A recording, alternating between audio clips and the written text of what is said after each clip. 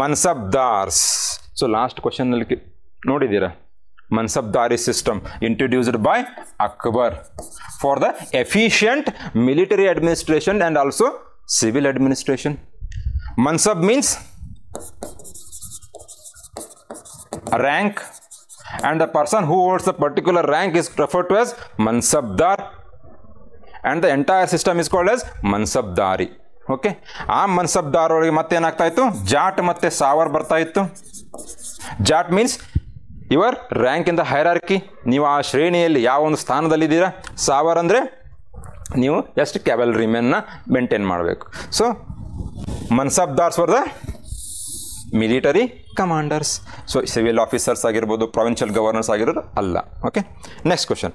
Mohammed bin Tughlaq transferred his capital from Delhi to Daulatabad. Previous ಕ್ವಶನಲ್ಲಿ discuss ಮಾಡಿದ್ವಿ ಏನಂತ, Delhi was insecure due to the Mongol invasions. ಎರಡು ಕಾರಣಗಳಿಂದ ಅವನೇನು ಮಾಡ್ತಾನೆ, ಶಿಫ್ಟ್ ಮಾಡ್ತಾನೆ. ಒಂದು ಕಾರಣ ಏನಿರುತ್ತೆ, ಮಂಗೋಲ್ ಇನ್ವೇಜನ್ ಆಗಿರುತ್ತೆ, ತನ್ನ ಒಂದು ರಾಜಧಾನಿ ಇವಾಗ ಸೇಫ್ ಆಗಿರಬೇಕು, ಅದು ಒಂದು. ಅದ್ರ ಜೊತೆಗೆ ಅವನು ಸೌತ್ ಇಂಡಿಯಾನ ಏನು ಮಾಡಿರ್ತಾನೆ, ಕಂಟ್ರೋಲ್ ಮಾಡ್ಬೇಕಂತ ಅವನದೊಂದು ಉದ್ದೇಶ ಇರುತ್ತೆ. ಯಾಕಂದರೆ ಇವನ ಒಂದು ಯಾವಾಗ ಸಿಂಹಾಸನಕ್ಕೆ ಬರ್ತಾನೆ, ಥ್ರೋನಿಗೆ ಬರ್ತಾನೆ, ಅವಾಗ ಏನಾಗಿರುತ್ತೆ ಅಂದರೆ ಕಾಕತಿಯಾಸ್ ವಾರಂಗದಲ್ಲಿ ಏನಿರ್ತಾರಲ್ಲ ಅವರು ಏನಾಗಿರ್ತಾರೆ, ಇಂಡಿಪೆಂಡೆಂಟ್ ಆಗಿ ರೂಲ್ ಮಾಡಲಿಕ್ಕೆ ಸ್ಟಾರ್ಟ್ ಮಾಡಿಬಿಟ್ಟಿರ್ತಾರೆ. ಅವ್ರಿಗೆ ಟ್ಯಾಕ್ಸ್ ಕೊಡೋದು, ಟ್ರಿಬ್ಯೂಟ್ ಕೊಡೋದನ್ನು ಸ್ಟಾಪ್ ಮಾಡಿರ್ತಾರೆ. ಹೀಗಾಗಿ ಮುಂದೆ ಈ ಒಂದು ಘಟನೆಗಳು ಆಗಬಾರ್ದು ಅನ್ನೋದಕ್ಕೋಸ್ಕರ ಅವನು ಏನು ಮಾಡ್ತಾನೆ, ಡೆಲ್ಲಿಯಿಂದ ಒಂದು ಮಂಗೋಲ್ ಇನ್ವೇಜನ್ನು, ಇನ್ನೊಂದು ಸೌತ್ ಇಂಡಿಯಾನ ಕಂಟ್ರೋಲ್ ಮಾಡೋದು. ಅದ್ರ ಜೊತೆಗೆ ಇನ್ನೊಂದು ಮೈನರ್ ರೀಸನ್ ಇರುತ್ತೆ, ಏನು, ವಾಟರ್ ಕ್ರೈಸಿಸ್. ಸೊ ಅದಕ್ಕೆ ಅವನೇನು ಮಾಡ್ತಾನೆ, ಡೆಲ್ಲಿಯಿಂದ ದೇವಗಿರಿ ಅಥವಾ ದೌಲತಾಬಾದ್ಗೆ ತನ್ನ ಒಂದು ರಾಜಧಾನಿಯನ್ನು ಶಿಫ್ಟ್ ಮಾಡ್ತಾನೆ. So due to the insecure Mongol invasions ಆಗ್ತಾ ಇರುತ್ತೆ, ಅವನು ಇನ್ಸೆಕ್ಯೂರ್ ಫೀಲ್ ಆಗುತ್ತೆ, ಅದಕ್ಕೆ ಅವನೇನು ಮಾಡ್ತಾನೆ, ಶಿಫ್ಟ್ ಮಾಡ್ತಾನೆ. He wanted to complete the conquest of South India. ಎರಡೂ ಆಯಿತು, conquest of South India. So answer ಏನಾಗುತ್ತೆ ಆಗಿದೆ ನಿಮ್ಮದು, both A and B. Okay, next. Muhammad Ghazni invaded India to spread Islam in India, to plunder wealth of India, to establish his own empire, none of the above. ಎರಡು ಕಾರಣಗಳಿದ್ದಾವೆ ಇಲ್ಲಿ. ಆದರೆ first objective ಯಾವುದಿದೆ ಅನ್ನೋದು prioritise ಮಾಡ್ಬೇಕು ನೀವು. ಈ ಥರ questions ಬರುತ್ತೆ.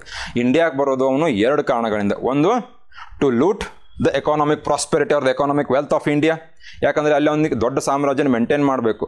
ಭಾರತ ಶ್ರೀಮಂತವಾಗಿದೆ ಅಂತ ಗೊತ್ತಿರುತ್ತೆ, ಗೋಲ್ಡನ್ ಸ್ಪ್ಯಾರೋ, ಸೋನೆಗೆ ಚಿಡಿಯ ಅಂತ ಕರಿತಾ ಇದ್ರು. ಇಲ್ಲಿ ಬರೋದು ಲೂಟಿ ಮಾಡೋದು ಒಂದು ಫಸ್ಟ್ ಇಂಟೆನ್ಷನ್ ಆಗಿ. ಸೆಕೆಂಡ್ ಇಂಟೆನ್ಷನ್ ಏನಿರುತ್ತೆ, ಟು ಪ್ರೊಪೋಗೇಟ್ ದ ಇಸ್ಲಾಂ. ಆದರೆ ಇಲ್ಲಿ ಪ್ರಯಾರಿಟೈಸ್ ಮಾಡಿದಾಗ ಏನಾಗುತ್ತೆ, to plunder the wealth of India. ಈ ಒಂದು ಸ್ಟೇಟ್ಮೆಂಟ್ ನೋಡಿ, to establish his own empire, ಇದು ಅವನ ಇಂಟೆನ್ಷನ್ ಆಗಿರೋ. It was the intention of the Mohammad Ghori. Okay, next question.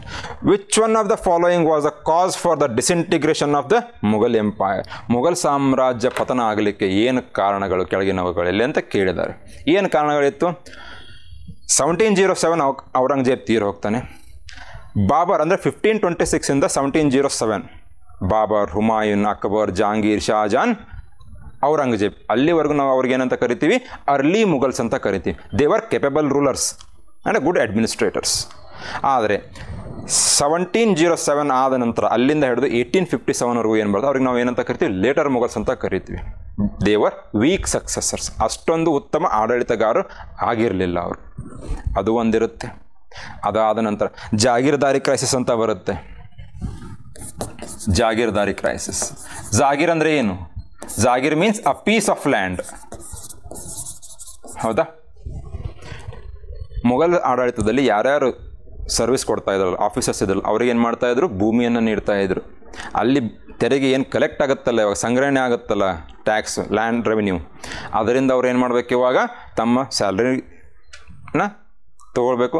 ಅದರ ಜೊತೆಗೆ ಕೆಲವು ಸೈನಿಕರನ್ನ ಮೇಂಟೈನ್ ಮಾಡಬೇಕು. ಯಾವಾಗ ಕಿಂಗಿಗೆ ಅವಶ್ಯಕತೆ ಇರುತ್ತಲ್ಲ, ರಾಜನಿಗೆ ಅವಶ್ಯಕತೆ ಇರುತ್ತಲ್ಲ, ಅವಾಗ ಏನು ಮಾಡಬೇಕು, ಅವರು ತಮ್ಮ ಒಂದು ಸೈನ್ಯವನ್ನು ರಾಜನಿಗೆ ಕೊಡಬೇಕು.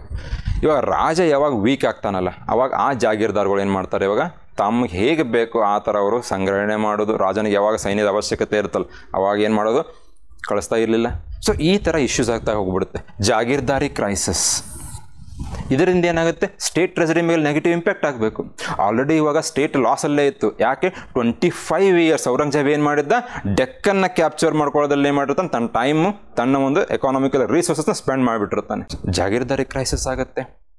ಅದಾದಮೇಲೆ there was a rise of various regional states, ಪ್ರಾದೇಶಿಕ ಸಂಸ್ಥಾನಗಳು, ಬೆಂಗಾಲ್ ಇರ್ಬೋದು, ಅವಧ್ ಇರ್ಬೋದು, ಹೈದರಾಬಾದ್ ಇರ್ಬೋದು, ಅವರೆಲ್ಲ ಇಂಡಿಪೆಂಡೆಂಟ್ ಆಗ್ತಾರೆ. ಅದ್ರ ಜೊತೆಗೆ ಮರಾಠಾಸ್ ಪವರ್ಫುಲ್ ಆಗ್ತಾ ಬರ್ತಾರೆ. ಅದ್ರ ಜೊತೆಗೆ invasions of the foreigners, for example Ahmad Shah Abdali, Nadir Shah, Britishers ಬಂದಿದ್ರು, ಯುರೋಪಿಯನ್ಸು ಬಂದಿರ್ತಾರೆ. ಸೊ ಇದರಿಂದ ಏನಾಗುತ್ತೆ, ಡಿಕ್ಲೈನ್ ಆಗ್ತಾ ಬರುತ್ತೆ. ಯಾವುದು? Mughal empire. War of succession, ಯಾವುದೇ ಒಬ್ಬ ರಾಜ ತೀರ್ ಹೋಗ್ತಾನಲ್ಲ, ಯಾವುದೇ ಒಂದು ರಾಜ್ಯ ಮನೆತನ ಇರಲಿ, ಯಾವುದೇ ಡೈನೆಸ್ಟಿ ಇರಲಿ, ಯಾವುದೇ ಎಂಪೈರ್ ಇರಲಿ, ರಾಜನಿಗೆ 2 ಜನ ಇಲ್ಲ 3 ಜನ ಮಕ್ಕಳಿದ್ದೇ ಇರ್ತಾರೆ. ಅವ್ರ ಮಧ್ಯೆ ಏನಾಗುತ್ತೆ, ಇವಾಗ ಕಾನ್ಫ್ಲಿಕ್ಟ್ ಸ್ಟಾರ್ಟ್ ಆಗಿಬಿಡುತ್ತೆ. So one of the reason for the decline of the Mughal was the war of succession. ಅದಂದ್ರೆ attacks of Nadir Shah and Ahmad Shah Abdali, 2 major reason. Battle of Karnal, Nadir Shah, where he completely plundered and destroyed Delhi. Ahmad Shah Abdali ಬಂದು ಅದನ್ನೇ ಮಾಡ್ತಾನೆ. So ಹೀಗಾಗಿ foreign invasions ಆಗಿರ್ಬೋದು, weak successors ಆಗಿರ್ಬೋದು, war of succession ಆಗಿರ್ಬೋದು, ಜಾಗೀರ್ದಾರಿ crisis ಆಗಿರ್ಬೋದು, ಹೀಗೆ ಹಲವಾರು ಕಾರಣಗಳಿಂದ ಏನಾಗುತ್ತೆ, ಮೊಘಲ್ ಎಂಪೈರ್ ಡಿಕ್ಲೈನ್ ಆಗ್ತಾ ಬರುತ್ತೆ. So answer will be both 1 and 2. Next, consider the following statements regarding Aamir Khusro. Amir Khusro, he was a noble who served, he was a historian and also a poet. Historian and also a poet who served under Delhi Sultanate and Mughals. Okay, especially in the statement, he was a spiritual disciple of Nizamuddin Awliya, Chishtis. He is regarded as a father of Qawwali. ಎರಡು statement. ಅದರ ಜೊತೆಗೆ he went on to introduce number of ರಾಗಗಳನ್ನು ಕೂಡ ಅವ್ರು ಏನು ಮಾಡಿದ್ದಾರೆ, introduce ಮಾಡಿದ್ದಾರೆ. So ಹೀಗಾಗಿ both 1 and 2.